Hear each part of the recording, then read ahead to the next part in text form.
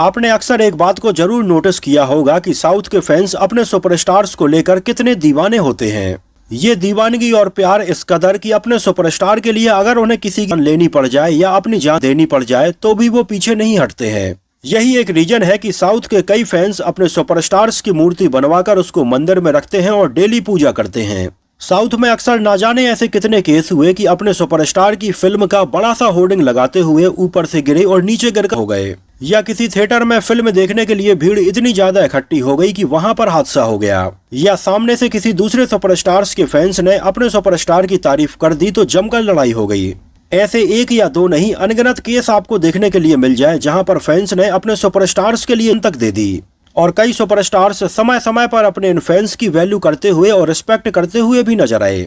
लेकिन क्या आप सोच सकते हैं कि ऐसे भी कई एक्टर हुए जिन्होंने अपने इतने चाहने वाले फैंस की तक ले ली, इतनी बेरहमी से खुद इनकी इतनी पिटाई की कि आज बेचारे ये इस दुनिया में नहीं हैं। वैसे कन्नड़ा सिनेमा के जाने माने सुपरस्टार दर्शन थोग्गु दीपा यानी कि चैलेंजिंग स्टार के बारे में तो आप सभी जानते ही होंगे, जिन्होंने जून 2024 में अपने डाई हार्ड फैन रेणुका स्वामी की हत्या कर दी थी और आज दर्शन जेल में है।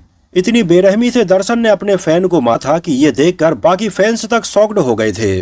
दर्शन आज भी जेल में बंद हैं और उनका केस चल रहा है। हालांकि इस केस के बारे में आप में से बहुत सारे लोगों ने ऑलरेडी सुना भी होगा, लेकिन आप शायद ये बात नहीं जानते होंगे कि साउथ में ये ऐसा पहला केस नहीं था। ऐसे कई और केस भी हो चुके हैं जहां इसके पहले भी ऐसी कई खतरनाक वारदातों को अंजाम दिया गया, जिनको आज सुनते टाइम पर लोग बिल्कुल शॉक्ड हो जाते हैं। तो आज अपने इस वीडियो में हम साउथ इंडियन सिनेमा की कुछ ऐसी ही दिल को झकझोर देने वाली घटनाओं के बारे में बात करने वाले हैं, जिन्हें देखकर और सुनकर आपको भी ऐसा लगेगा कि हे भगवान, इंसानियत आखिर कहाँ मर गई है। तो चलिए एक एक करके इसके बारे में बात करते हैं। सबसे पहले तो हम दर्शन के केस के बारे में ही बात करते हैं, जहां पर इस केस का एक छोटा सा ओवरव्यू मैं आपको बता देता हूं। और फिलहाल दर्शन के केस में क्या चल रहा है, कब तक ये जेल से छूटेंगे या नहीं, इसके बारे में भी आपको बताते हैं। तो चैलेंजिंग नाम से मशहूर दर्शन ने कई बेहतरीन कन्नड़ा फिल्मों में काम किया और कन्नड़ा फिल्मों को एक अलग ही पहचान दिलाई, और इन फिल्मों के बाद में दर्शन की फैन फॉलोइंग बहुत ज्यादा हो गई थी। पर्दे पर उनकी एंट्री को देखकर उनकी स्टाइल, उनकी फैशन और डायलॉग सुनने के बाद लोग सिनेमा घर में पैसे उड़ाने लगे थे। और टीवी से अपने करियर की शुरुआत करने वाले दर्शन को स्टार्टिंग में फिल्मों में कई सपोर्टिंग रोल भी मिले, लेकिन आगे चलकर उन्होंने अपनी एक्टिंग से अपनी एक अलग ही पहचान बनाई। खैर, उनकी प्रोफेशनल लाइफ हमेशा से ही अच्छी चल रही थी, लेकिन उनकी पर्सनल लाइफ कभी अच्छी नहीं चल पाई। वैसे दर्शन का पहले नाम हेमंत कुमार था, लेकिन बाद में इसको बदलकर उन्होंने दर्शन थोग्गु दीपा कर दिया था। यहाँ पर आपको बताते चलें कि दर्शन के पिता श्रीनिवास भी एक जाने माने एक्टर रहे हैं, जिन्होंने साल 1966 में अपनी फिल्म थोग्गु दीपा में काम किया और उनके करियर को एक अलग ही पहचान मिली। और यहीं से थोग्गु दीपा नाम उनके पिता के साथ जुड़ गया था और आगे चलकर यही थोग्गु दीपा नाम दर्शन के साथ में भी जुड़ा। खैर, दर्शन के कई करीबी और उनके घर वाले आज भी उन्हें हेमंत के नाम से ही बुलाते हैं, लेकिन आगे चलकर उन्होंने अपना नाम बदलकर दर्शन कर दिया था। खैर, चीजें इस समय तक काफी अच्छी चल रही थीं और आगे चलकर 2003 में दर्शन की शादी हो जाती है विजय लक्ष्मी से, जो उन्हीं की एक दूर की रिलेटिव थी और केमिकल इंजीनियरिंग से अपनी पढ़ाई कंप्लीट कर रही थीं। दर्शन को हमेशा से ही महंगी कारें और महंगी बाइक का शौक रहा है और उनके पास में इनका अच्छा खासा कलेक्शन भी है। आगे चलकर दर्शन और विजय लक्ष्मी का एक बेटा होता है, जिसका नाम ये रखते हैं विनीस। दर्शन को इन सारी चीजों के अलावा जानवर पालने का भी बहुत शौक था, यहाँ तक कि दर्शन ने एक छोटा सा चिड़ियाघर भी खोला था मैसूर के मालावल्ली में, और यहाँ पर कई तरह के जानवर थे, जिनमें भालू, हाथी और ऐसे कई और जानवर शामिल थे। खैर, विजय लक्ष्मी के साथ में दर्शन की शादी कई सालों तक तो अच्छी चली, लेकिन आगे चलकर साल 2011 में एक दिन वो काफी ड्रिंक करके अपने घर गए और उनकी पत्नी के साथ में उनकी काफी बहसबाजी हुई। ये बहस इतनी ज्यादा बढ़ गई कि दर्शन ने उनके ऊपर हाथ भी उठाया और अगले ही दिन उनकी पत्नी ने पुलिस थाने में जाकर इसके खिलाफ केस भी दर्ज करवाई, और उनकी पत्नी की शिकायत पर दर्शन के ऊपर डोमेस्टिक होम का केस भी दर्ज किया गया। जहां तक कि उसी समय उनकी पत्नी ने यह भी बोला कि वो तो उन्हें बिल्कुल नहीं वाले थे, लेकिन उन्होंने जैसे तैसे अपनी जान बचाई है। और इस कंप्लेन के तुरंत बाद पुलिस दर्शन के घर जाती है और उन्हें अरेस्ट करके पुलिस थाने ले आती है। इस खबर का पता चलते ही उनके फैंस पुलिस थाने के बाहर इकट्ठे हो जाते हैं, लेकिन पुलिस उन्हें भगा देती है और दर्शन को इस केस में लगभग 14 दिनों तक हिरासत में रखा गया था। कोर्ट में ये केस चल रहा था और उस समय दर्शन को लगा कि शायद उन्हें इस केस में जेल भी हो सकती है। तो उस समय दर्शन ने पर्सनली अपनी वाइफ से माफी मांगी और उन्हें इस केस को वापस लेने के लिए मनाया, और उनके कहने पर इस केस को कोर्ट के बाहर ही सॉर्ट आउट कर लिया गया और उनकी पत्नी ने इस केस को वापस ले लिया था। और इस केस के बाद में दर्शन ने अपने चाहने वालों से इसके बारे में माफी भी मांगी थी। यहाँ तक कि उन्होंने एक लिखित नोट भी जारी किया था, जिसके बाद से सबको लगा कि शायद अब दर्शन ठीक हो गए हैं और अब ऐसी गलती दोबारा कभी नहीं होगी। लेकिन आपको बता दें कि दर्शन और उनकी पत्नी के बीच में अभी भी चीजें सही नहीं चल रही थीं और लगभग 2015 के बाद से तो उनकी पत्नी विजय लक्ष्मी उनके साथ में रह भी नहीं रही थीं। ये दोनों ही अलग अलग रहने लगे थे। हालांकि एक बार फिर से 2016 में उनकी पत्नी ने दर्शन के खिलाफ में आपत्तिजनक व्यवहार करने को लेकर एक केस और दर्ज करवाया था और कहीं न कहीं उनकी पत्नी को अब ये लगने लगा था कि दर्शन ऐसे ही हैं, उनका व्यवहार ऐसा ही रहेगा। तो इसके बाद में वो दर्शन से ज्यादा नहीं मिली और वो अलग ही रहने लगी थीं। अब दूसरी तरफ कन्नड़ा सिनेमा की एक और एक्ट्रेस थीं जिनका नाम था पवित्रा गौड़ा, जो उस समय तक कुछ छोटी मोटी फिल्मों में काम कर चुकी थीं, लेकिन उन्हें कुछ खास पहचान नहीं मिल पाई थी। खैर आगे चलकर पवित्रा की शादी हो जाती है एक ग्रोसरी स्टोर के मैनेजर संजय सिंह से और कुछ दिनों तक तो इनकी शादी अच्छी चलती है। इस शादी से इन्हें एक बेटी भी होती है, लेकिन आगे चलकर इन दोनों के रिश्ते में थोड़ी थोड़ी खटास आनी शुरू हो जाती है और फाइनली 2013 में इनका डिवोर्स भी हो जाता है। और 2013 के बाद से पवित्रा गौड़ा अपनी बेटी के साथ में अलग रहने लगी थीं। तो इधर पवित्रा गौड़ा अकेली थीं और 2015 के बाद से दर्शन भी अपनी पत्नी के साथ में नहीं, अलग ही रह रहे थे। हालांकि इन दोनों ने साथ में ऐसी कुछ फिल्मों में काम नहीं किया, लेकिन कुछ इवेंट के दौरान ये दोनों एक दूसरे से मिलते रहते थे और एक दूसरे के काफी करीब भी आ गए। इतने करीब आ गए कि अक्सर इन दोनों को हमेशा एक साथ ही देखा जाता था। उस समय ये दोनों ही अकेले थे, तो ये दोनों एक दूसरे के और करीब आते चले गए और इस बारे में मीडिया में भी कई बार आर्टिकल छापे गए। यहाँ पर आपको एक बात और बताते चलें कि दर्शन के ऊपर ऐसे एक या दो नहीं, ऐसे कई और केस चले हैं जिन्हें देखने और सुनने के बाद में कहीं न कहीं दर्शन का जो एक बेसिक नेचर है वो समझ में आता है। जैसे साल 2021 की बात है, जब दर्शन मैसूर के एक होटल में खाना खा रहे थे और वहां पर एक मामूली सी बात पर उस होटल में काम कर रहे वेटर से दर्शन की जोरदार बहस हो गई। ये बहस इतनी ज्यादा बढ़ गई कि दर्शन ने उस वेटर को एक चांटा भी मार दिया था और आगे चलकर इस पूरे मामले में इस वेटर ने दर्शन के खिलाफ में पुलिस में कंप्लेंट भी दर्ज करवाई और पुलिस ने इस पूरे केस की तहकीकात की। और जब होटल में सीसीटीवी कैमरा को लेने के लिए गए तो पुलिस को पता चला कि होटल से सीसीटीवी कैमरा की क्लिप्स भी गायब हैं। उस समय दर्शन ने होटल की हाई अथॉरिटीज को मिलकर होटल में से सीसीटीवी फुटेज को ही गायब करवा दिया था और बाद में जब ये केस काफी बढ़ने लगा तो दर्शन ने उस वेटर को लगभग 50,000 रुपए कंपनसेशन के तौर पर दिए थे और इतने पैसे मिलने के बाद में उस वेटर ने कॉम्प्रोमाइज कर लिया था और इस केस को वापस ले लिया था। 2022 में दर्शन की एक कन्नड़ा प्रोड्यूसर भारत के साथ में काफी बहस हुई और ये बहस इतनी ज्यादा बढ़ गई कि इस प्रोड्यूसर ने दर्शन की पुलिस में कंप्लेंट दर्ज करवाई थी और इस एंड में उसने कहा था कि दर्शन उन्हें धमका रहे हैं और जिसे मारने की धमकी दे रहे हैं। खैर आगे चलकर इस केस को भी रफा दफा कर दिया गया था। इसी के कुछ महीनों बाद ही 2023 के नवंबर में तो एक ऐसा इंसिडेंट हुआ जिसने लोगों को हैरान ही कर दिया, जब दर्शन अपने पड़ोसी की किसी बात से इतने ज्यादा गुस्सा हो गए कि उन्होंने अपने पालतू कुत्ते से अपने पड़ोसी को कटवा दिया था। ये पूरा विवाद कार पार्किंग को लेकर हुआ था। पड़ोसी ने उनके घर के सामने एक कार को पार्क कर दिया था और दर्शन ऐसा नहीं चाहते थे और इस बात को लेकर इन दोनों के बीच में बहस हुई और दर्शन ने अपने कुत्ते को छोड़ दिया और इस कुत्ते ने जाकर पड़ोसी को काट लिया था। ये पड़ोसी एक महिला थी और इस महिला को तुरंत हॉस्पिटल में एडमिट करवाया गया था। महिला ने दर्शन के खिलाफ में पुलिस में कंप्लेंट दर्ज करवाई थी, लेकिन आगे चलकर दर्शन ने उस महिला से कॉम्प्रोमाइज कर लिया था और दर्शन ने उसके इलाज का पूरा खर्चा और हॉस्पिटल का पूरा खर्चा उठाया था। तो लगातार एक के बाद एक अगर आप चीजों को देखेंगे तो ये समझ में आता है कि दर्शन पहले गलती करते थे और बाद में उसको कॉम्प्रोमाइज कर लेते थे और इतने सारे केस को दबा देने के बाद में कहीं ना कहीं दर्शन का कॉन्फिडेंस भी काफी बढ़ गया था कि किसी भी तरह के केस को वो हैंडल कर सकते हैं। 2023 की बात है जब दर्शन के फार्म हाउस पर कुछ फॉरेस्ट ऑफिसर्स ने रेड भी मारी थी। एक्चुअली कहा जाता है कि दर्शन ने उस समय अपने फार्म हाउस पर कुछ ऐसे दुर्लभ पक्षी रखे हुए थे जिनको अपने घर में या अपने फार्म हाउस में रखना बिल्कुल भी लीगल नहीं था। इनमें से 4 बार हेडेड गूस भी थे जो कि पहाड़ी एरिया में रहने वाले थे, लेकिन दर्शन ने इनको लीगली अपने फार्म हाउस में रखा हुआ था और फॉरेस्ट डिपार्टमेंट ने इसमें रेड मारी थी और इसको लेकर भी उनके खिलाफ केस चला, लेकिन ये मामला भी रफा दफा हो गया था। खैर अभी तक ये सारी चीजें एक छोटे मोटे लेवल पे चल रही थीं, जहां पर दर्शन अपनी थोड़ी बहुत दबंगई भी साबित कर रहे थे, लेकिन आगे चलकर 2024 में कुछ ऐसा हुआ जिसने दर्शन की पूरी जिंदगी ही बदल दी और इस केस से इतना कुछ खराब हो जाएगा दर्शन ने अपनी जिंदगी में कभी नहीं सोचा था। एक्चुअली दर्शन का एक डाई हार्ड फैन था जिसका नाम था रेणुका स्वामी। वो चित्रदुर्ग का रहने वाला था और एक मेडिकल स्टोर में काम करता था। वो दर्शन का बहुत बड़ा फैन था और हमेशा दर्शन की फिल्में देखना पसंद करता था। जब भी दर्शन की कोई नई फिल्म आती तो वो तुरंत सिनेमा हॉल में फर्स्ट डे फर्स्ट शो जाकर देखता। और यूट्यूब पर और सीडी डीवीडी पर तो उसने दर्शन की ना जाने कितनी फिल्में रिपीट मोड में देखी थीं। रेणुका स्वामी बिल्कुल एक मिडिल क्लास परिवार का रहने वाला था और उसका हाई प्रोफाइल लोगों से कोई भी कनेक्शन नहीं था। दिन भर अपने मेडिकल स्टोर पर काम करना और शाम को घर जाकर चैन से सो जाना, बस यही रेणुका स्वामी की दिनचर्या थी। और बचे हुए समय में वो दर्शन की फिल्में देखता था। अब मामला स्टार्ट होता है दर्शन और पवित्रा गौड़े के रिश्ते से, जहाँ पर दर्शन और पवित्रा गौड़ा अक्सर एक साथ देखे जाने लगे थे। अब दर्शन के जो डाईहार्ड फैन थे वो इस बात को बर्दाश्त नहीं कर पा रहे थे कि उनका सुपरस्टार अपनी पत्नी और बच्चे को छोड़कर किसी दूसरी लड़की के साथ में रह रहा है, और वो लड़की ऑलरेडी अपने पति को छोड़ चुकी है।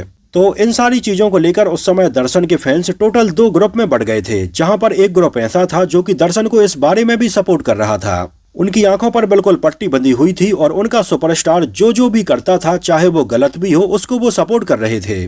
लेकिन वहीं दूसरी तरफ दर्शन के कई डाई हार्ड फैन ऐसे भी थे जो कि दर्शन की गलत चीजों को सपोर्ट नहीं करते थे, और वो ये चाहते थे कि अगर वो अपने सुपरस्टार को इतना मानते हैं तो उनके सुपरस्टार को भी उनके हिसाब से रहना चाहिए, और जो चीजें सही हैं, इंसानियत के तौर पर सही हैं, उनको मानना चाहिए। तो इन सारी बातों को लेकर अक्सर दर्शन के डाई हार्ड फैंस पवित्रा गौड़ा की सोशल मीडिया पर कमेंट करते ही रहते थे, जहां अक्सर ये बोलना कि तुमने मेरे सुपरस्टार का घर बर्बाद कर दिया है, तुम्हें ऐसा नहीं करना चाहिए, और कई लोग तो गाली गलौच भी करते थे। खैर, एक स्टार के लिए ये नॉर्मल सी बात है, वो हमेशा हर किसी को खुश नहीं कर सकता है, और कई बार उन्हें अपने सोशल मीडिया पर ऐसी चीजें देखनी पड़ती ही हैं। तो उन्हीं फैंस में से एक फैन था रेणुका स्वामी, जिसको भी दर्शन की ये सारी चीजें बिल्कुल भी पसंद नहीं आ रही थीं, और वो भी अक्सर दूसरे लोगों के जैसे ही पवित्रा गौड़ा के वीडियोस पर और उनकी फोटोज पर गलत कमेंट करने लगा था, और हमेशा वो पवित्रा गौड़ा को मैसेज भेजता कि वो दर्शन से अलग हो जाएं। उसी समय के आसपास पवित्रा गौड़ा ने अपनी बेटी के बर्थडे के मौके पर दर्शन के साथ में कुछ फोटोग्राफ्स सोशल मीडिया पर अपलोड की, जिनमें उन्होंने ये कैप्शन दिया कि हमारे रिश्ते को 10 साल हो गए हैं। और ये चीजें सही नहीं थी, क्योंकि दर्शन का अभी डिवोर्स नहीं हुआ था, और पवित्रा गौड़ा ये कह रही थी कि हमारे साथ को 10 साल हो गए हैं। तो इसके बाद में कई और लोगों ने पवित्रा गौड़ा की आईडी पर और फोटोज पर ऐसे गलत कमेंट करना शुरू कर दिया। उन्हीं में से रेणुका स्वामी भी एक था, और जब रेणुका स्वामी बार बार उन्हें कमेंट कर रहा था तो पवित्रा गौड़ा ने ये कमेंट पढ़े और ये दर्शन को भी दिखाए कि ये देखो तुम्हारे चाहने वाले मुझे क्या कह रहे हैं, क्या मैंने तुम्हारा घर तोड़ा है? ऐसे तो लोग पता नहीं क्या क्या बकेंगे। दर्शन, अब वक्त आ गया है उसको सबक सिखाने का, और मैं चाहती हूँ कि तुम इसे सबक भी सिखाओ। आखिर हम कब तक बर्दाश्त करेंगे और कब तक ऐसे लोगों को देखकर चुप बैठेंगे? अब इसके बाद दर्शन ने कहा कि ठीक है, मैं कुछ उपाय निकालता हूँ। अब सोशल मीडिया पर तो ऐसे हजारों और लाखों लोग कमेंट करते हैं, लेकिन एक एक की आईडी निकालना, उनका एड्रेस निकालना कैसे पॉसिबल होगा? तो दर्शन के बेंगलोर में कई फैन क्लब भी चलते हैं, और इन फैन क्लब को चलाने वालों से दर्शन का कॉन्टेक्ट भी रहता है। तो दर्शन ने ऐसे ही अपने एक फैन क्लब के मेंबर को बुलाया और उससे कहा कि मुझे इस लड़के का एड्रेस चाहिए है, ये कहाँ रहता है? तो उस समय तो फैन क्लब वाले को पता नहीं था कि आखिर ये कौन है, लेकिन उसने दर्शन से कहा कि मैं पता करके आपको बताता हूँ। और उसने काफी सर्च किया कि आखिर ये लड़का कहाँ का रहने वाला है, और बाद में उसको पता चल गया कि ये चित्रदुर्ग में रहता है। और उसने आकर ये बात दर्शन को बताई, तो दर्शन ने उससे कहा कि इसको उठवा लो, मुझे इससे मिलना है। और दर्शन के कहने पर यह फैन क्लब चलाने वाला चित्रदुर्ग गया और वहां पर रेणुका स्वामी से मिला और उससे कहा कि दर्शन तुमसे मिलना चाहते हैं। और ये सुनने के बाद तो रेणुका स्वामी बहुत ज्यादा एक्साइटेड हो गया कि जिस सुपरस्टार की उसने इतनी फिल्में देखी हैं, वो सुपरस्टार उससे मिलना चाहता है, और वो काफी एक्साइटमेंट में उससे मिलने के लिए भी चला गया। लेकिन उस बेचारे को ये कहाँ पता था कि जिस सुपरस्टार की वो पूजा करता है और जिससे वो मिलने जा रहा है, वही उसकी जान लेने वाला है। खैर, रेणुका स्वामी को एक टीन शेड में बुलाया गया और वहां पर दर्शन भी आए, जिसको देखकर रेणुका स्वामी पहले तो बहुत ज्यादा खुश हुआ, लेकिन जब दर्शन पास में आए तो उन्होंने सीधे आते ही एक तमाचा मारा। और रेणुका स्वामी को ये बात समझ में नहीं आ रही थी कि बिना कुछ बोले हुए दर्शन उन्हें क्यों मार जा रहे हैं। और दर्शन ने उसको हाथ से, लातों से बहुत देर तक मारा, और यहाँ तक कि अपने बेल्ट को उतार कर अपने बेल्ट से भी उसकी पिटाई की। तभी सामने से पवित्रा गौड़ा भी आ गई, और दर्शन के साथ में पवित्रा गौड़ा को देखकर रेणुका स्वामी सब कुछ समझ गया। पवित्रा ने भी उसको एक चांटा मारा और पवित्रा ने भी उसकी पिटाई की। यहाँ तक कि इसके बाद एक एक करके वहाँ पर बहुत सारे लोगों ने रेणुका स्वामी की बहुत बुरी तरह से पिटाई की, यहाँ तक कि उसे बिजली के झटके भी दिए, उसके अंडकोशों में लात मारी और उसको बुरी तरह गया।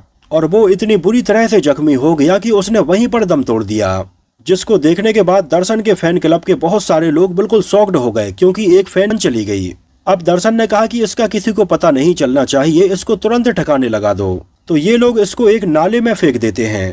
इन्हें लगा था कि ये शायद नाले में बह जाएगा और किसी को पता नहीं चलेगा, लेकिन रेणुका स्वामी की बॉडी इस नाले में नहीं बह पाई और सुबह सुबह एक न्यूज़पेपर देने वाले लड़के को दिख गई, जिसने तुरंत पुलिस को फोन किया। पुलिस आई और मामले की तहकीकात शुरू हुई और एक एक करके पुलिस ने सबूत इकट्ठा करना शुरू कर दिए। हालांकि इस केस की तहकीकात चल ही रही थी और अभी तक ये केस दर्शन से नहीं जुड़ा था।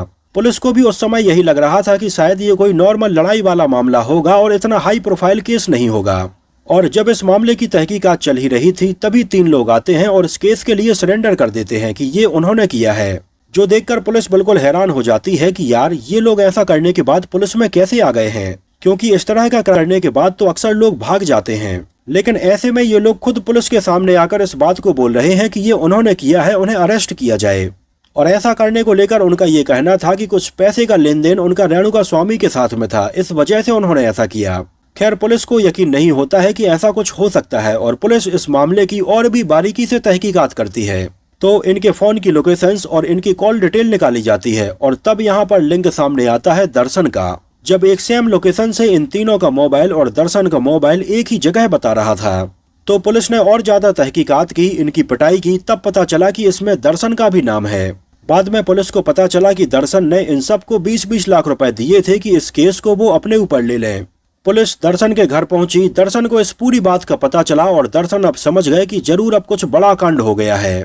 पुलिस ने दर्शन को अरेस्ट किया। हालांकि इस समय तक भी दर्शन को यह लग रहा था कि पॉलिटिकल प्रेशर की वजह से पुलिस उन्हें कुछ नहीं करेगी, लेकिन ऊपर से कोई भी सोर्स दर्शन के लिए लग पाता कि पुलिस इसके पहले ही अपना सारा काम कर चुकी थी। दर्शन को पुलिस हिरासत में लिया गया और कोर्ट में पेश किया गया, जहां अब ये पूरा केस खुलकर सामने आया। जहां इस केस में दर्शन के साथ में पवित्रा गौड़ा और 17 और लोग भी शामिल थे और एक एक करके इन सब के नाम सामने आए और इन सबको अदालत में बुलाया गया। हालांकि जहां एक तरफ कोर्ट में ये केस चल रहा था, तो वहीं दूसरी तरफ दर्शन के कई डाई हार्ड फैंस कोर्ट के बाहर उनको सपोर्ट कर रहे थे।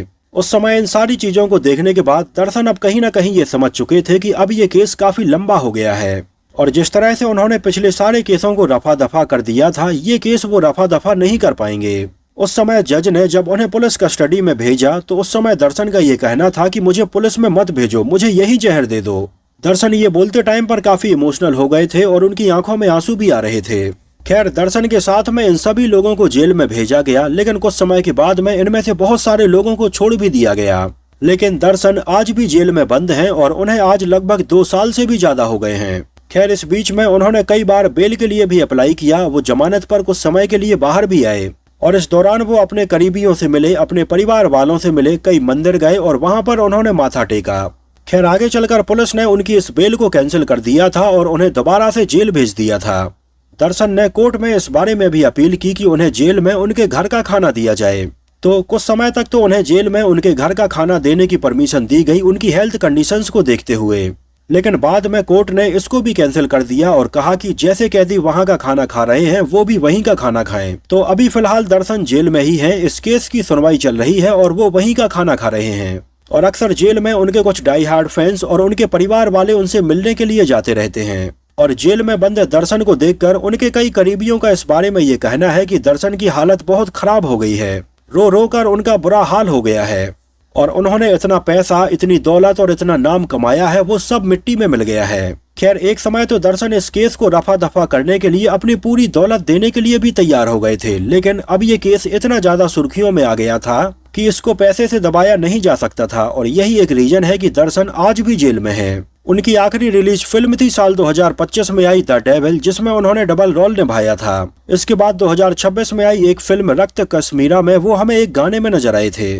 और इसके अलावा उनकी कई और फिल्में थीं जिनमें दर्शन काम कर रहे थे। आधी अधूरी इनकी शूटिंग भी हो चुकी थी। ये सारी फिल्में बंद हो गईं और इस तरह से इन फिल्मों के बंद होने की वजह से प्रोड्यूसर्स और इसके मेकर्स को करोड़ों का नुकसान उठाना पड़ा। तो ये तो हुई दर्शन केस की पूरी बात और अपडेट। अब मैं आपको बताता हूँ, इसके पहले भी एक ऐसा ही केस हुआ था जिसने भी उस समय पूरे सिनेमा जगत को हिला दिया था। ये बात है तमिल सिनेमा से जुड़ी हुई, जब एक पत्रकार ने एक एक्टर और डायरेक्टर के बारे में कई चीजें अपनी फिल्मी पत्रिका में लिखने की कोशिश की। तो तमिल सिनेमा के जाने माने एक्टर M.K. थग्गराजा भगवथर ने, N.S. कृष्णन ने और डायरेक्टर S.M. श्रीरामुलु नायडू ने मिलकर इस पत्रकार को था। ये केस है 1944 का और उस समय ये जाने माने एक्टर थे और डायरेक्टर थे और कई बेहतरीन फिल्मों में काम कर चुके थे।